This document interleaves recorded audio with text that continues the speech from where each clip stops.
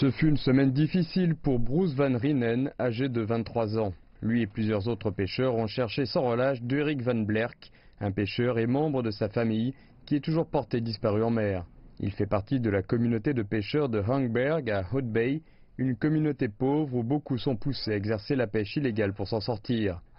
Et cet incident a non seulement choqué la communauté, mais également poussé des pêcheurs tels que Bruce Van Rhenen à réévaluer les risques impliqués par ces méthodes de pêche illégales.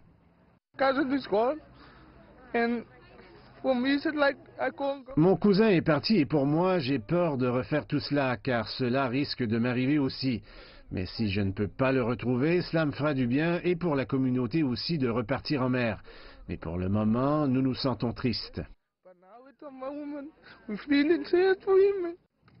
Beaucoup pensent ici qu'ils n'ont tout simplement pas le choix, étant donné que les quotas de pêche sont peu élevés et qu'il faut aller plus loin en mer. Certains jeunes âgés seulement de 13 ans risquent leur vie pour des espèces de grande valeur, telles que le homard de West Coast, une espèce qui est surrécoltée. Équipé de rien d'autre qu'une planche de surf comme bateau de pêche de fortune, ce pêcheur n'a pu prendre que 2 homards de petite taille.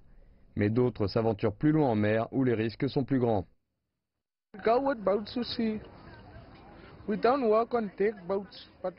Nous allons en pleine mer, mais pas avec des bateaux avec pont, mais avec des bateaux en caoutchouc. Ce sont les bateaux que nous utilisons pour aller en mer. Nous ne disons pas que nous y allons pour de la pêche illégale, mais pour attraper des langoustes, des ormeaux pour notre famille. Nous ne sommes pas des voleurs. J'ai un enfant de 8 mois. Mon métier est de travailler en mer. Je n'ai pas d'autre travail. Qu'est-ce que je pourrais faire d'autre? Pour moi, j'ai du mal à y retourner, vu ce qui est arrivé à mon cousin, mais c'est mon travail.